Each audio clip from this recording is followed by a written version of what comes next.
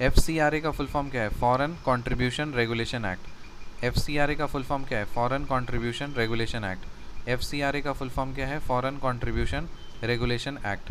Ministry of home affairs has suspended foreign funding licence of CARE India over alleged violations of FCRA। FCRA का full form क्या है? Foreign contribution regulation act. FCRA का full form क्या है? Foreign contribution regulation act. So ministry of home affairs has suspended foreign funding licence of CARE India over alleged violations of FCRA। So CARE India का ministry of home affairs ने उसका foreign funding का जो licence है ना उसको suspend कर दिया है। क्यों? क्योंकि उसने वायलेशंस किया है FCRA का। FCRA का मतलब फॉरेन कंट्रीब्यूशन रेगुलेशन एक्ट का वायलेशन किया है। सो FCRA का फुल फॉर्म क्या है? Foreign contribution regulation act. और मिनिस्ट्री ऑफ होम अफेयर्स ने सस्पेंड कर दिया है फॉरेन फंडिंग लाइसेंस किसका? केयर इंडिया का। क्यों? क्योंकि एलिज्ड उस पर दोष है, उस पर आरोप है कि उसने FCRA को वायलेशन किया है। FCRA was enacted during emergency in 1976। So emergency लगी थी 1976 में, तो FCRA को इनैक्ट किया गया था, ठीक है, to regulate foreign donations to individuals and associations so that they functioned in a manner consistent with the values of a sovereign democratic republic.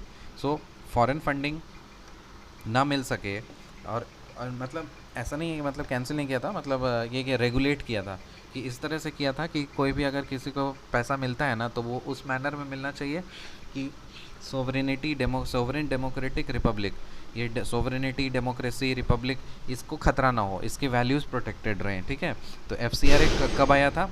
So FCRA was enacted during emergency 1976 to regulate foreign donations to individuals and associations so that they functioned in a manner consistent with values of a sovereign democratic republic.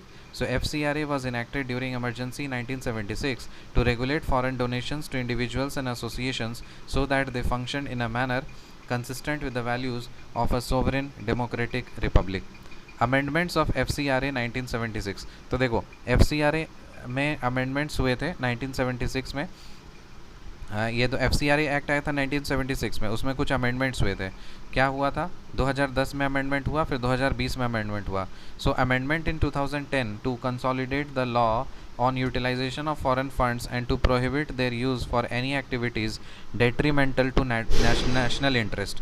तो 2010 में amendment ये हुआ कि इस law को क्या करना है? कंसोलिडेट कर देना है on utilisation of foreign funds and to prohibit their use for any activities detrimental to national interest। So amendment in 2010 to consolidate the law on utilization of foreign funds and to prohibit their use for any activities detrimental to national interest।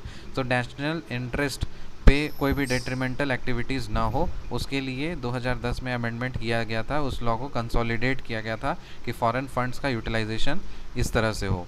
और दूसरा amendment 2020 में ये किया गया था, giving the government tighter control and scrutiny over receipt and utilisation of foreign funds by NGOs। सो NGOs को जो फॉरेन फंड्स आते हैं उनका मतलब टाइटन कर दिया गया कि उसका जो स्क्रूटनी है, रिसीट है, यूटिलाइजेशन है, वो सब अच्छे से टाइट कर दिया गया, ठीक है। तो 2020 में ये हुआ था। 2020 में NGOs पे टाइट किया गया था और 2010 में नेशनल इंटरेस्ट को ध्यान रखने के लिए लॉ को कंसोलिडेट किया गया था।